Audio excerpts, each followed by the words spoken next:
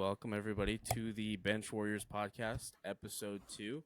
I just want to give a shout out to all of you for listening and thank you for taking time out of your busy days to choose to watch us or listen to us. So we appreciate it.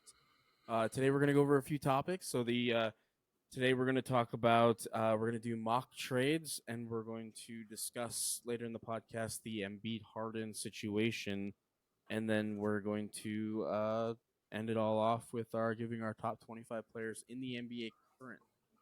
But we're going to start off with the mock trades. So Matt and I have both we've both written up a couple of trades, and we're going to give each other with them. And then we're going to kind of decide and go through them if we would say yes or no, or who would say no among the teams. So how's your day going, Sounds Matt? good. Good, bro. Just been busy doing a lot of stuff. Yeah, heat's been going a little crazy, so it's been hot.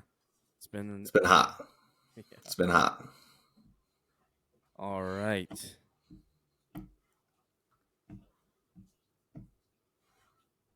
So we'll get started with the mock trades. I'll go ahead and let you go first with that first one. Okay. All right. So I'm gonna try and share my screen here. Let's see if it goes according to plan. No, that's not it. We'll just go with this one first. All right. So for this first one, I have the Mavericks and the Celtics. Okay. So if things don't go according to plan this year, Luka's going to be pissed.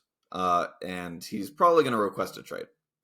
And I don't really blame him. The Mavericks don't really have that much. I don't see them being able to build around him.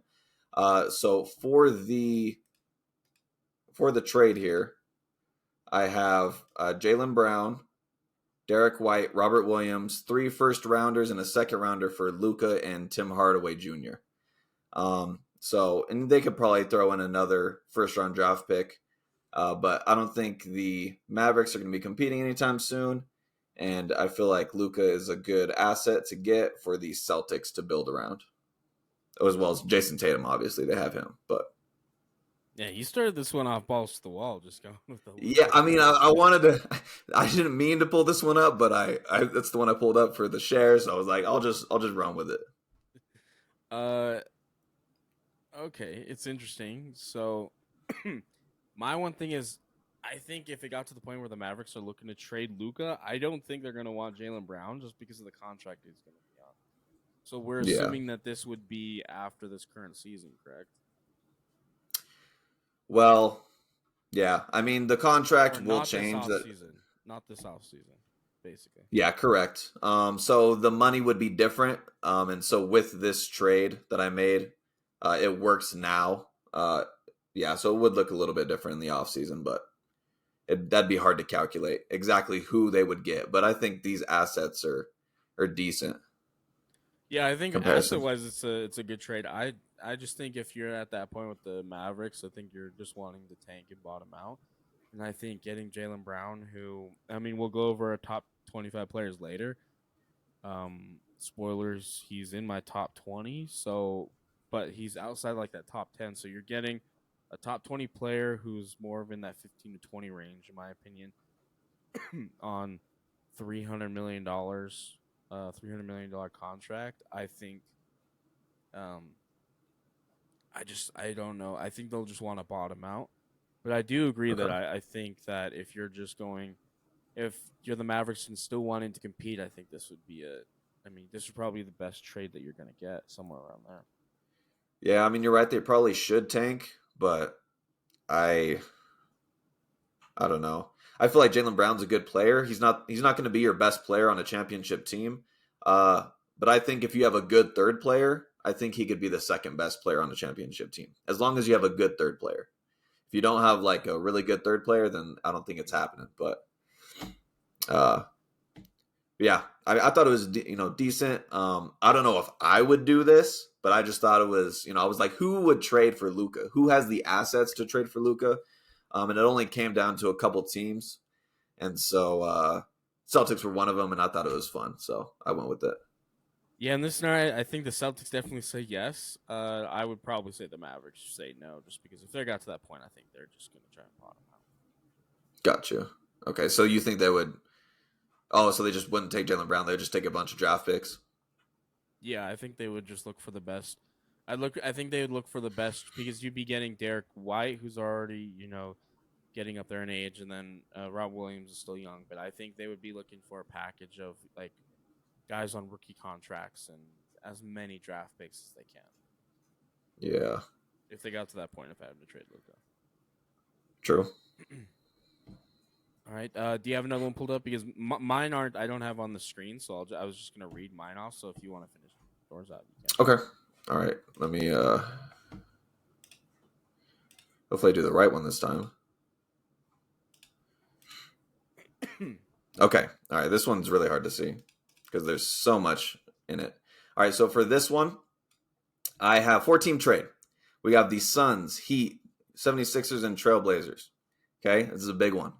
This took me like 30 minutes, bro. With all the salaries, this would work. You see that success thing? That means it's working.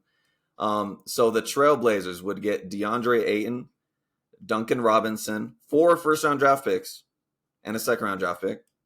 76ers would get Tyler Hero, Cameron Payne. I know he's not with the Suns anymore, but you could put any veteran for around that contract in there. And 2 first-round draft picks from the Suns. The Heat would get Damian Lillard, and then the Suns would get James Harden. So this kind of makes the Suns happy, makes James Harden happy, makes the Heat happy, makes Damian Lillard happy. Obviously, the Heat are giving up a lot of draft capital. Would they be willing to give up 4 first-round draft picks? Probably not. But who knows? I don't know. Oh, so there's a lot to unpack. So there's I like it from the Trailblazers side. I think DeAndre Ayton, I think you're fine slotting him in at that contract. With Scoot, I think you need a big man. Scoot would work best with a big man, and I do like DeAndre, and I don't think he's great, but I do like him. And then getting that shooter in Duncan Robinson, I think for the Trailblazers, I think that's a good package. In general, for the 76ers, I like that. Go and scroll down.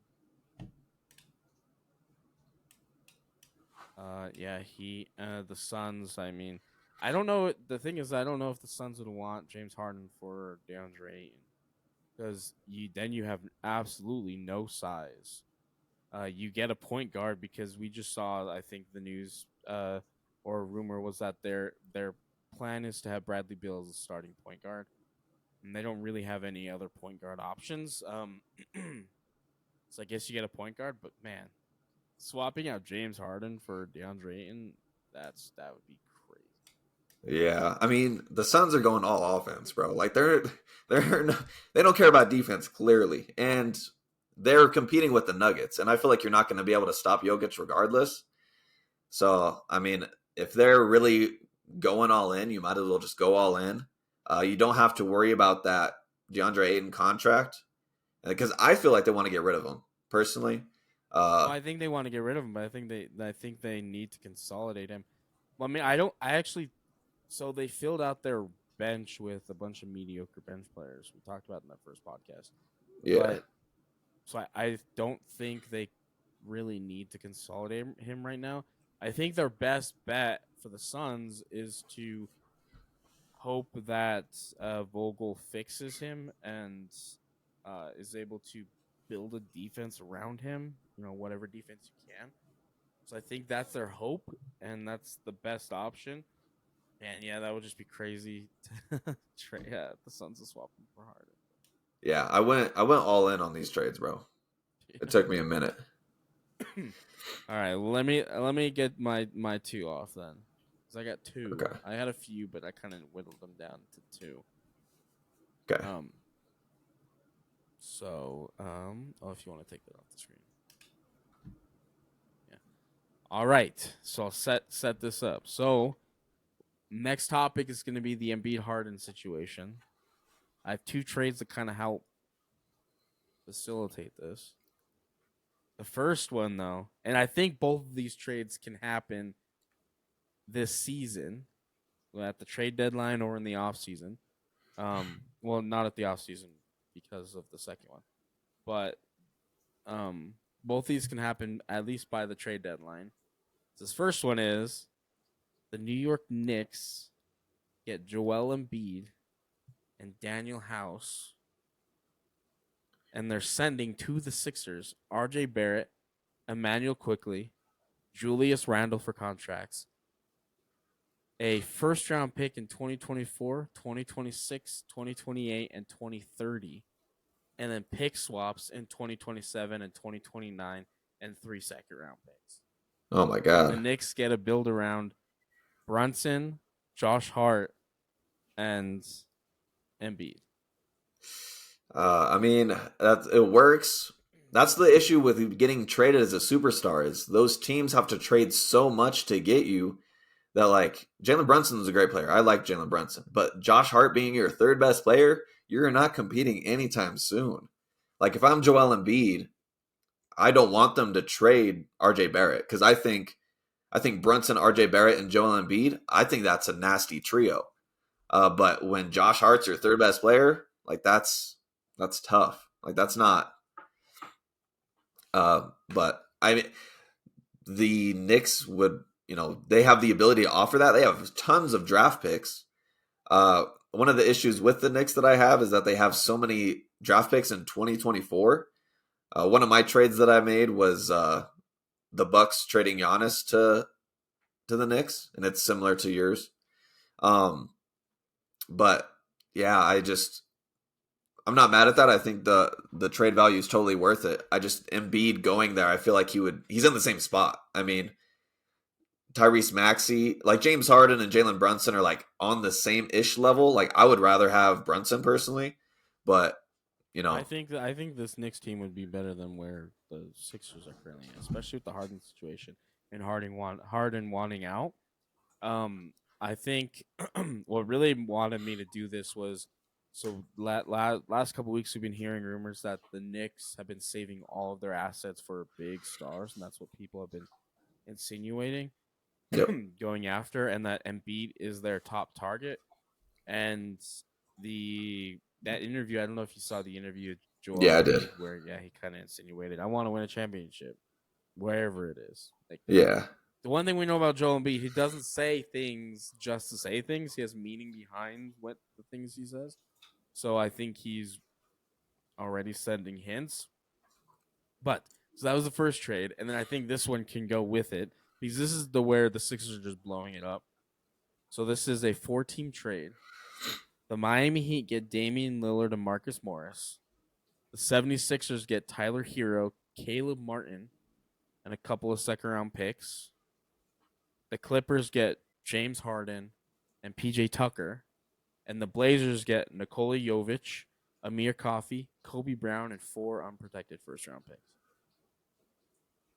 Okay. So Joel Embiid's. So in this, you can do this with or without Joel Embiid. If you decide to keep Joel Embiid for this year, you're getting Tyler Hero and Caleb Martin and pairing that with Joel Embiid. And then what they already have for James Harden. Then a couple of second-round picks you can use for assets. But if you want to just blow it up at that point, then you're trading Joel Embiid, and then you're going with a young core of RJ Barrett, Quickly, Tyler Hero, and then Caleb Martin. And then you have a plethora of draft picks. Like you have an ungodly amount of first-round picks from the Knicks and pick swaps, and then a few unprotected first-round picks. Yeah. This would be you can either use these assets to build around Embiid, which I don't think would be good enough, but I still think it's what you have to do if you're trading Harden. And this would send Harden to the Clippers where he wants to go. And then if you wanted to blow it up, you just have an insane amount of draft picks to restart the process. Yeah.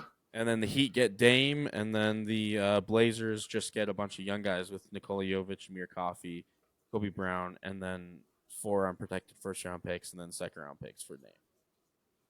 Yeah. And you're just going all young with the Blazers. So the 76ers are trading away James Harden. That's it? To the Clippers, yeah. Okay. And then they're getting Hero and Martin? Yeah. And second round pick. Yeah, I'm not mad at that. Joel Embiid would probably request a trade after that because I don't feel like they're getting better. I like Tyler Hero, but he's not as good as James Harden. And Caleb Martin's okay. So I like Tyrese Maxey, but I don't. Tyrese Maxey is not the second best player on a championship team. He's not even a third. He maybe a third best player if he keeps developing. But yeah, if that happens, then he's definitely trying to get out of there. And then they would try and blow it up. But I like Tyrese Maxey and Embiid. They just need to get a second best player. If Maxey's your third best, I think that's a good pairing. Blazers Yeah, would probably be down.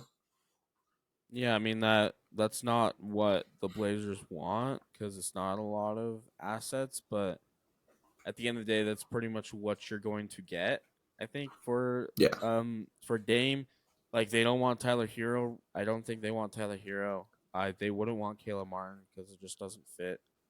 Just going the all young, so they get three young guys, prospects, and then yeah, the draft picks, and I kind of think that's what you're getting because they don't want Tyler Hero, so that allows them yeah. to go all young. That allows the Sixers to at least get assets for Harden. In this situation, they'd be sending a first round pick to the Blazers. So Yeah, that's why I think this Dame trade hasn't happened yet. Is because so many teams need to buy into it. Like it can't be the Heat and the Trailblazers. Like that's just not going to happen. You need a third or a fourth team to get involved, and that way you can make it work. But it's like who else do you have to give up for those teams to be involved? yeah, So I would love to. One of my trades was Dame to the not Trailblazers, Timberwolves, and the Trailblazers got Cat. I think that would be great for Scoot for floor spacing to have Cat and Dame, or I'm not Cat and Dame, Cat and Scoot. I think that'd be great for his development. That would open up the floor a lot. And then if you have Anthony Edwards, Damian Lillard, and Rudy Gobert, I think that's a solid group. I don't like Rudy Gobert, but Anthony Edwards is really good, and so is Dame. So there's a yeah. couple. I think that'd be a smart one. I tried to come up with a couple trades for Cat.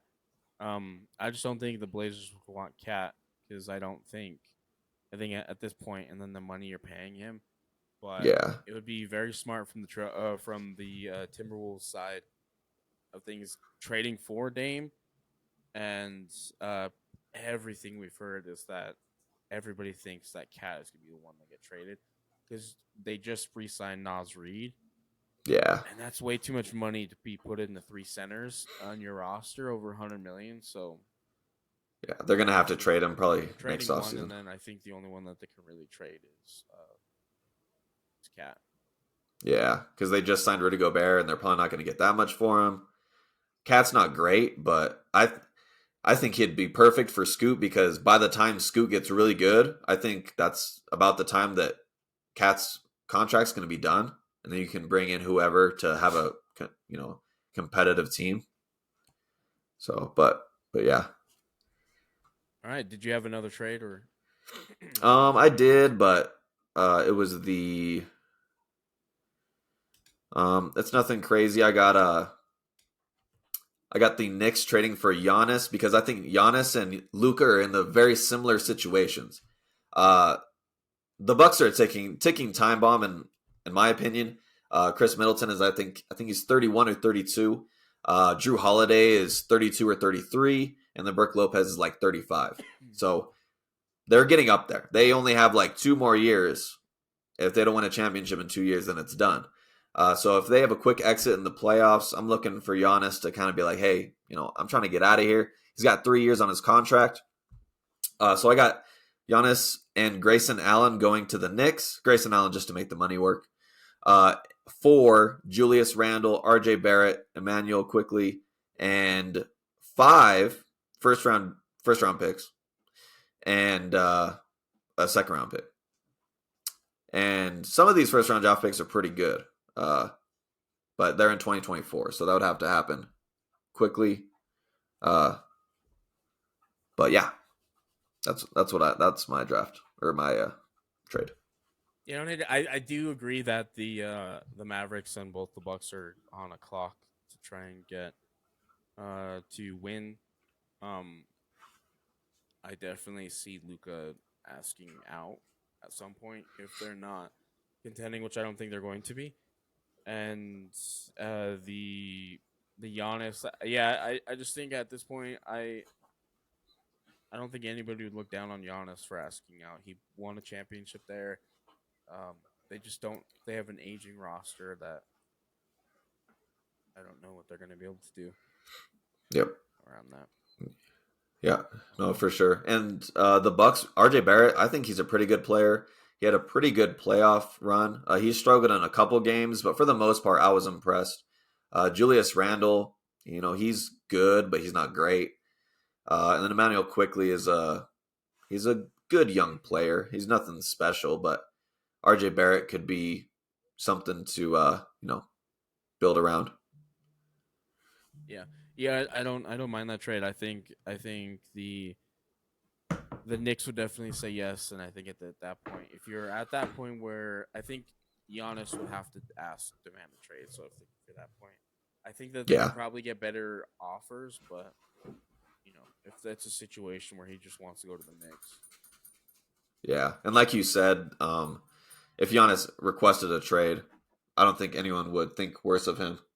Because he gave Milwaukee a championship, so. Yeah. So that was the trades, and then we'll take a little transition, and we'll go to the. Well, we kind of already covered the Embiid Harden situation, so we can just go straight to the our top 25 players when we come back. I think that will cover up a lot of time. So. Okay. We have a lot to talk about. So yeah. All right. So I asked you to make a list of your top 25 players currently in the NBA. So what we'll do is I'll have you break down your top 5. We'll kind of break it in pieces, so we're not just listing an entire list of names. So I want you to take your top 5, and then I'll give you my top 5. Oh, no, actually, let's start reverse. Let's go in reverse order. So give me from 25 to 20, or 25 to 21. I thought we were only supposed to do top 20. Oh, did you only do top 20? I only did top 20. That's what I thought we said. All right. Well, I'll give you my 25. All right. So I got 25. I got Trae Young. I'm not sure where Trae Young is going to go in his career. I think he puts up a lot of great numbers on a mediocre team. I'm just not sure he's the guy that you're going to win with. So I kind of have him at 25, kind of just in that middle range. 24, I have Jaylen Brown. I really like Jaylen Brown, but I think he is more of a 2. So kind of, I think in that 20, I think in the 15 to 25 range, 15 to 30 is where your number 2s on a championship team or a really good team are. Okay. Sit. So this is kind of what we're getting into. So I have Jaylen Brown at 24. At 23, I have Domantas Sabonis. I really like him. He's kind of Jokic light. I like him as a number 2. I think he and Fox can, if they get the right pieces around them, I think they can be a true contender. At 22, I have Paul George. And then 21, I really wanted to put, I have Anthony Edwards. I really wanted to put him in the top 20. I really like his game, and I definitely think by this time next year he's going to be in the top 20. I just had a hard time putting him in that top 20. So that's my 25 to 21. Yeah, I think that's a pretty good list. The only person that I had in your top 25 in my top 20 was Anthony Edwards. Okay. So you wanted to put him in there, and I put him in there. Sabonis, I don't know if he can be a 2. We saw him, the Warriors exposed him offensively. His mid-range, he needs to work on his mid-range game, bro.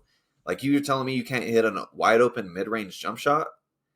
Yeah, but I also think that that's the team they were going with or going against. I want to see him. That was the first experience we've seen from him in the playoffs, really. So I want to see him. I'm still going to put him up there because I loved what he accomplished in the regular season, and he did have moments in that series against the Warriors. So I do want to see him. I'll give him the benefit of the doubt now by putting him there in the top 25. But I want to see him against other teams because that may have just been the Warriors. And the whole situation. I think he played good.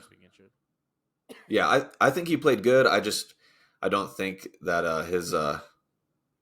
he just had weaknesses on offense that I was unaware of, and the mid-range game was killing the team.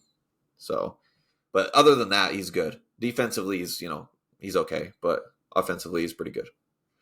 All right, So I'll go so and go ahead and go from 20 to 16. all right. So 20, I have Anthony Edwards. 19, I have John Morant. 18, I have Bam Adebayo. 17, I have Donovan Mitchell. And 16, I have De'Aaron Fox. Okay, that's pretty close to mine. So then Nice. I'll give you I'll just list mine and then we can kind of debate it. So at 20, I have Bam Adebayo. Really like his game. One of the best defensive players in the league, in my opinion. 19. So actually, I swapped them. So I just put Jalen on this list. I have Jalen Brown at 19. At 24, it was Jalen Brunson. So I have Jalen Brunson. Oh, okay. Gotcha. So I have Jalen Brunson at 24 and then Jalen Brown at 19. So it's kind of that same thing, just a couple of spots. Both, I think, would be number twos. I think can be definitely number twos, high end number twos on a contending team. 19 or 18, sorry, I have John Morant. And then 17, I have De'Aaron Fox. And then 16, I have Jamal Murray. Nice. Okay. Wait, yeah. so Jamal Murray is not in that range. Do you not have him in your top 20? Oh, he's in my top 20. Oh, for sure. All right. Jamal is my boy. I thought he was your boy, but apparently not. Apparently, you were such a doubter against Jamal. You're De'Aaron or Devin Booker's your boy. What are you talking about? I mean, we'll Every see time we where. debate the Jamal Murray versus Devin Booker, you're on Devin Booker's side. Bro, I mean, yeah. This... Okay, Jamal is your 16. I mean, clearly Devin Booker's ahead of him, right? Yeah, for the listeners, Jamal Murray is my favorite player in the entire NBA, and he's been that since he drafted. I just love his game. I like him in Kentucky, so Jamal Murray is my favorite. I mean, Matt knows I have a canvas of Jamal Murray right as I walk into my apartment. Wouldn't be able to tell based on your ranking. Wouldn't be able to tell. I have to be intellectually honest here, so I have to put Jamal at 16. I just have a problem putting him above. Not a problem. It was hard for me to justify putting him above some of these other guards that I have in that next tier. Yeah, I mean, I think he's better than. I don't know where you have Donovan Mitchell at. I guess we'll see, but I think he's better than Donovan Mitchell. Donovan Mitchell's right at 15, so I have Mitchell right above Jamal. Yeah, I think Jamal is better than Mitchell. Mitchell played honestly pretty bad in that Knicks series in the playoffs. We saw what he did with the Jazz, but he was the guy taking all the shots. Like Darius Garland, I think Darius Garland is going to take that next step, and it's going to become his team. I think Donovan Mitchell is better now, but Darius Garland is such a better team player than Donovan Mitchell. Donovan Mitchell's like a ISO team guy or ISO me guy. He's a great player, but I don't like it when. I agree with that. I just think so. My justification, just trying to be intellectually honest with this, my thing with Jamal is if you're taking just playoff version of Jamal Murray, I think you can argue that he's top 10. But if you're just combining regular season with playoffs, yeah, Donovan Mitchell didn't have a great series, but we've seen him perform at Jamal Murray's level in the playoffs. Jamal Murray's obviously done it later in the playoffs. So if Jamal Murray was a little bit better in the regular season up to this point, I would have him higher up and even higher than Donovan Mitchell. I'd have him even further. But I just have to give credit to Donovan Mitchell for performing in both. We've seen him perform in the playoffs. And then kind of knock Jamal Murray just for his regular season performances up to this point. Because his career high is only 21 points per game in the regular season. I do think he's a big game player, and he has a hard time. It's kind of like Jokic, just that mentality of the team. I think they struggle to get up for meaningless games on a Tuesday in February. So that's why I think we haven't seen that consistency from Jamal in the regular season. But once it comes to playoff time where it's, do or die and every game means something, we've seen him perform. So I just want to see that from Jamal Murray. I do think that now we'll see. I think Jamal will have a really good regular season. But for now, I just have to give respect to Mitchell and some of these other guards for performing in the regular season. Yeah, me personally, I hold the playoffs at a lot higher of a caliber. Like, I'm sure you do too. Yeah. But for me, it's like playoffs are like 2/3, and the regular season is like a third. If a player wasn't in the playoffs, I'm not going to hold it against them. That's partially their fault, but not completely their fault. But when we do see them in the playoffs and they didn't perform, especially like Donovan Mitchell, I feel like if he's not playing, if he doesn't shoot well, the team loses. If he shoots well, the team wins. I want I want better players that are better all around. So where if they're not shooting well, they can contribute in other ways. And I just Donovan Mitchell isn't that. Um, so that's why I have him where I have him. But Yeah, so the um, way I was just looking at this ranking was just these aren't necessarily the top 25 players in order of how I'd want them to build a team around. Because I'd yeah, want Jamal Murray over Donovan Mitchell just because he is such a special player in the postseason when games matter. But just if we're taking pound for pound the best players and ranking them, I just have them over for now. Just because, yeah, like, if we get another season with Jamal Murray playing another 21 points, then it's like, yeah, there are players who are 82 game players and there are players who are 16 game players. Jamal Murray is clearly a 16 game player, but I think you do need him to up his game in the regular season, especially now. And, it's kind of getting into Nuggets talk, but going into this season after winning a championship, having that run, I think the players are going to have to find ways to motivate themselves to perform because you can easily see this team taking the regular season, being lackadaisical through the regular season, like, oh, it doesn't matter. We'll get into the playoffs as a fourth seed or whatever and then perform. I think they're going to need to find ways to motivate themselves, and the Nuggets are going to need Jamal Murray, especially, because I do think Jokic will take a lot of games off. yeah, and I think that's true for everyone other than Jamal Murray. I think Jamal Murray never being an all-star is going to step it up. I think him I think him coming back from the ACL last year, that's why his numbers were so low. He struggled at the beginning of the year. So I think he's going to really try to have a good regular season. I hope he doesn't try too hard. That's my worry is that he's going to go too hard and, be rusty or get injured or something. But I just I know when the lights are on, Jamal Murray comes to play, and I value that so much. Like that's like to me, that is the most important thing. Like guys can ball in the regular season all they want. I don't really care. Like show it to me when it matters. Like yeah. So yep. All right, go and give your next grouping. So for 15 through 11, 15 I have Damian Lillard. 14 I have Jamal Murray, so I have Jamal Murray over Dame, which is you could argue is a little sus, but that's where I got him. Then we have 13 I got Shea, Gillis Alexander. 12 I have Anthony Davis, and 11 I have Jimmy Butler. Okay. So at 15, I have Mitchell, like I said. 14, I have Dame. 14, I have Dame. 13, I have Shea, SGA. 12, I have KD. And 11, Wow, I have LeBron. So, wow, kind of explain my things. I think LeBron is done as that number one option. I think LeBron is now shifting more of like he can give you all he's got for 50 games during the regular season, and he can give you all he's got for 16 games in the postseason as long as it's like 2.5 quarters. I think LeBron's at the age, and it's no knock on LeBron. I mean, he's up there in age, has so many miles from all the postseason runs and championship runs and finals appearances. But I think he's at the point with all the mileage and the wear and tear that it's where, yeah, he has to pick and choose his battles and pick and choose the quarters he has to attack. I have LeBron. I would have LeBron lower, but I think just peak LeBron when he is on is still arguably a top 10 player in the league.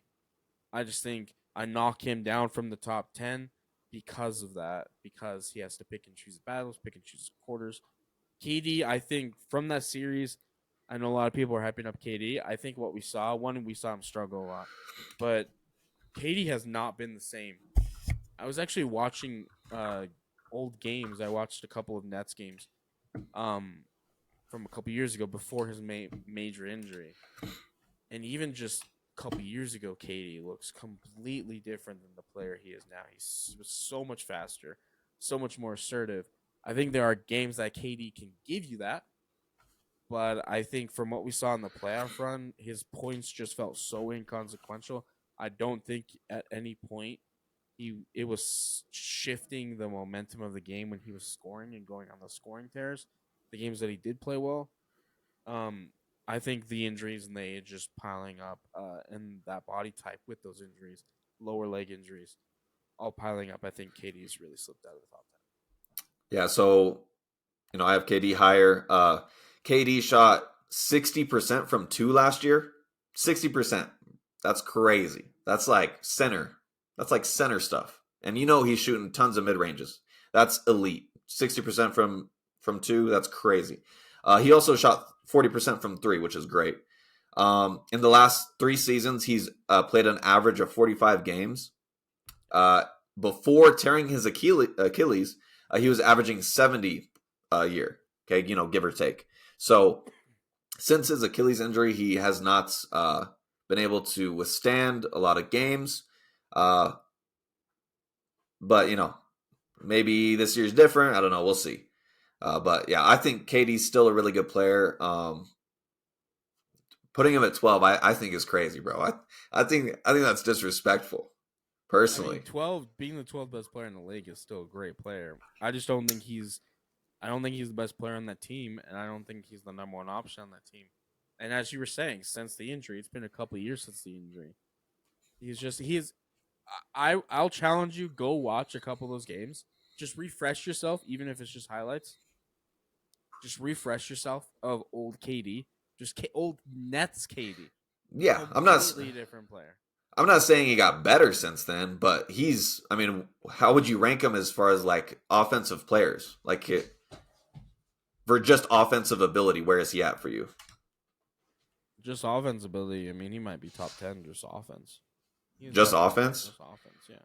I mean, I think he's one of the best offensive players in the game.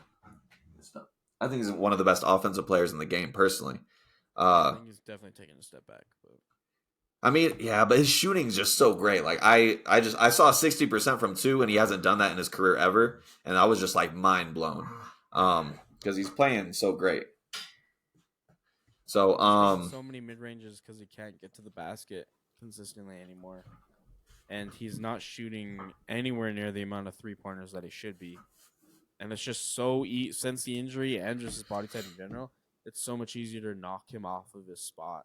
And we saw that in those games where, because Aaron Gordon did a great job on him in that series, and we saw putting that bigger body on him he was able to knock KD off his spot easily. But all right, go ahead and go over your next. Okay. So my 10 through 6. 10, I have LeBron James. 9, I have Devin Booker. 8, I have Kawhi Leonard. 7, I have Jason Tatum. And 6, I have KD. Okay. Pretty close except for the KD low for me. I don't know. I think you're just a Suns fan. I'm not. He's a great offensive player. 10, I have Anthony Davis. I think he has the injury concerns, but I think Anthony Davis is the best player on the team. And I think in order for them to win, to be a contender and have a chance this year, he's going to have to be the best player on that team. So at 10, I have Anthony Davis. He did have a very good postseason. 9, I have Devin Booker. My only problem with Devin Booker is we haven't had we've had a ton of examples in elimination games. He's god awful in elimination games. Just god awful in elimination games historically for him in his career. He has to fix that. I think if he stays on that path and just continues to be the front runner player that he is, I think a new coach and getting it all in and changing up the roster a lot may help that, because I think just in general that franchise, with the Chris Paul and the Mikal Bridges and Jay Crowder, that whole team I think was a front runner team, and I think when they got punched in the mouth, they collapsed. And I think hopefully that will change for Booker with a whole new, feel to it, new roster, pretty much a new coaching staff. But if not, I think he's gonna be just be further down my list this point next year and even in years to come if he continues to be that guy who shrinks in the biggest moments. At 8, I got Jimmy Butler. At 7, I have Kawhi Leonard, and then 6, I have Jason Tatum. Okay. Yeah, so really close other than the KD. Yeah, I'm not mad at that. Where did you have Jimmy Butler? 8. 8. Okay. So I was running through this with LeBron and Jimmy Butler being in my. I was like, who do I put in the top 10? And I was like, in my mind, I asked, when has Jimmy Butler ever been a top 10 player? When do you think he's ever been a top 10 player? Has he ever been a top 10 player? I think after this postseason run. So he's 33. So to say that he's never been in the top 10 and now he's in the top 10 at 33, his regular season, not that great. He averaged 23 points a game. I know that's not all that he does, but he didn't have a great regular season. You could say he had a great playoffs. He averaged 27 points a game, but that was mainly because of his first round against the Bucks. Against the Bucks, I think the Jimmy Butler story is the Jamal Murray story. With regular, you know what you're getting in the regular season, and you know what you're getting in the postseason. I think it's the same thing. I just think Jimmy Butler's better defensively, obviously, than Jamal Murray is. Jamal Murray may have a higher offensive ceiling, but I think it's that same thing. And I think I just have Butler over Jamal because we've seen Butler perform in the regular season, and Butler was the number one option. I'm not sure if Jamal Murray would have the same success as the number one option. Butler that's being fair. in 2 finals and this postseason run, that's why I have him at 8. I just think it's scheme over team with the Heat. I think Jimmy Butler's a good player. I just don't think he's a top 10 player. The first round, these are his points: 35, 25, 30, 56, 42. After that, there was only one game where he broke 30. And in the finals, didn't play that great. He got hurt against the Knicks, and then in the finals, he did show up in the moments where he had to, but he was hurt. He got hurt against the Knicks. And then even this run, we saw him. He took a Heat team in the bubble to the finals as well. So he's been to 2 finals. Yeah, I think Jimmy Butler's a great player. I just don't think he's top 10. I mean, they beat the Bucks, they were injured. Giannis was injured, right? And Jimmy Butler played phenomenal in that series. If he played that way in that series the whole entire postseason, I'd say he's probably a top 5 player. But he didn't. You have Butler? I had Butler at 11, so just right outside the top 10. And LeBron 10? I have LeBron 10. Yeah. Well, so then make the argument for LeBron over Butler. Well, I mean, let me get through the Butler thing. So they beat the Bucks where Giannis was hurt. They beat the Knicks, not a great team, in my opinion. Not a great team. And then they beat the Celtics, who just choked. Straight up, the Celtics are just not it. They just don't have it, in my opinion. So I think the Heat kind of got lucky, and they have the best coach in basketball, Eric Spoelstra. And they shot crazy well. If they don't go to the finals, I don't think you have them in the top 10. I think they got lucky with Giannis being hurt. And did they take advantage of it? For sure. But if they don't get out of the first round, then Butler's in maybe probably the top 20. So I just think it's a little overreaction, not just from you, but from other people as well, saying, oh, the Heat went to the finals. Jimmy Butler was the best player on that team. We have to put him in the top 10. And I'm just not buying what is being sold with that. I think LeBron, you put him on a team, he makes every team better, more better than Jimmy Butler does. Not by a whole lot, but he does. LeBron can do everything better than Jimmy Butler other than on-ball defense. I think LeBron is better in every single facet other than on-ball defense. Yeah, I just think, it may seem like overreaction, but I think it's just the compiling of the things. So we've seen Jimmy Butler go to 2 finals now, but even before this season, they were in the Eastern. They've been to a couple Eastern Conference Finals. Like I think it's just all of it coming together, the culmination of it, and then Butler leading that team of just nobodies pretty much to the finals. That's why I think it may seem like recency bias, but I think it's just taking the sample size because he probably should have been top 10 before this season. But yeah, I don't know. I know he's not a stats person. Like it's what he brings to the team. He's a winner. That's what he does. I just feel like Eric Spoelstra is so important to that team. I feel like he's doing. If it wasn't for Eric Spoelstra, then Jimmy Butler would be doing the same thing that we saw him do with every other team: take him to the playoffs, first round exit. That's my take, because Jimmy Butler has gotten worse. Like, he's gotten worse. Yet now all of a sudden he's on a great team. So I don't know. All right, go ahead and give your top 5 then. Top five.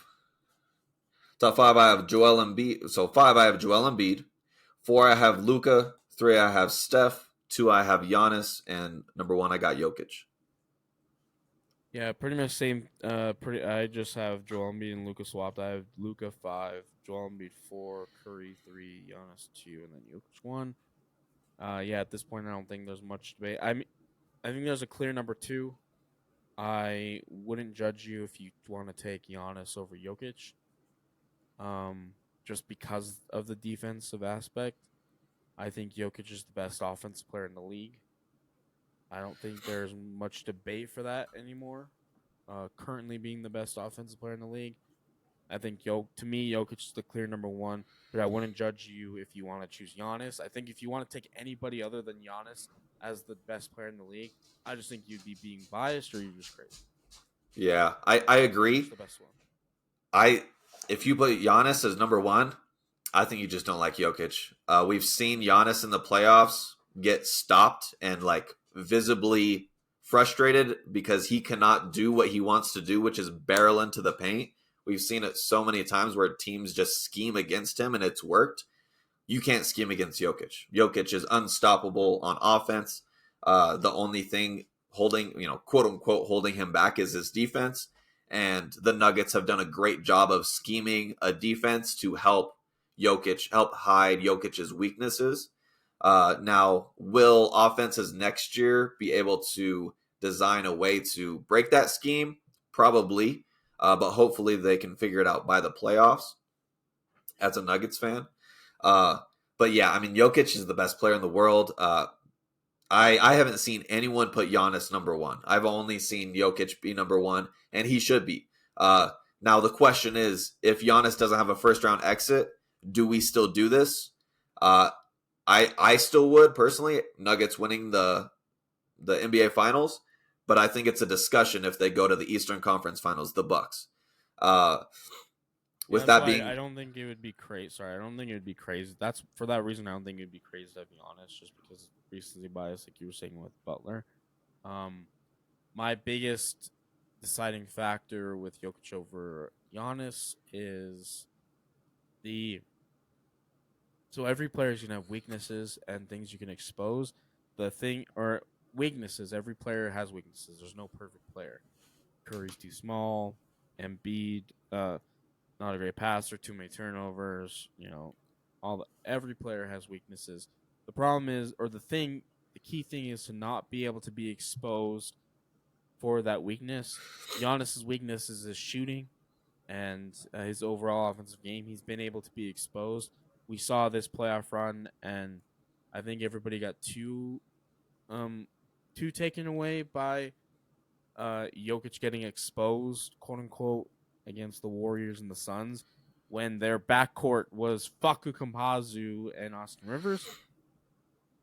But we saw this playoff run, teams tried to expose Jokic the same way. They weren't able to, so that was my deciding factor. Jokic has not been able to be exposed when he has a good team around him or his full team. Where his starting backcourt isn't guys who aren't in the league or getting any playing time. he hasn't been exposed by his weaknesses. Giannis has. That's Yeah. my main argument. Yeah, I don't think it would be crazy if you want to have Giannis over Jokic. There are a couple of people, usually like the haters. David Aldridge, I think, still does. Known Jokic hater. Nick Wright definitely gave Jokic a lot of praise, but he still says he says there's definitely an argument for Jokic to be number one. He at this point he wouldn't knock anybody for having Jokic one, but he will still choose Giannis. That's what he has said up to this point. Yeah. Yeah. One thing for Giannis, if there's anyone in the league I think that can guard Jokic, I think it is Giannis. I think Giannis is fast enough. I think he's smart enough, and he has the athletic ability to do his best to guard Jokic. I think if it was Bucks versus Nuggets in the finals, I think that would be an all-time matchup. You put Giannis on Jokic, and it would be tough. So Giannis is a great defensive player. I just think his weaknesses are more easily exposed than Jokic's. Man, the NBA would absolutely hate a Milwaukee versus Denver finals. I mean, they're small markets, but like Giannis versus Jokic, these are like some of the greats of our era. I think we saw them struggle to make interesting storylines out of Miami versus Denver. Yeah, storylines, but the viewership was good though. The viewership was good. The league always wants bigger markets. I mean, the league would want Celtics versus Lakers every year. If the writers can't come up with headlines, do a better job. Like that's what? Like you got to do what you're working with. Like it's easy. Lakers versus Celtics. That's been the argument, but Yeah. Well, that's our top 25 players. Just want to give a big thank you again to everybody for coming and spending time and listening to us. Thank you. We hope that you continue to listen and continue to watch. And if you're on YouTube, give us that like, please. Comment, subscribe. We will like any comment, even if you want to be a hater. Green. I'll get in the comment section of the debate or hit me up on Twitter. Do you have anything to say before we get out? No. Thanks for watching, guys. We appreciate you. We had like 80 views on the first vid. We appreciate it. Shout out all you guys. Like, comment, subscribe. Yep. I know it's not a lot, but thank you for taking the time out.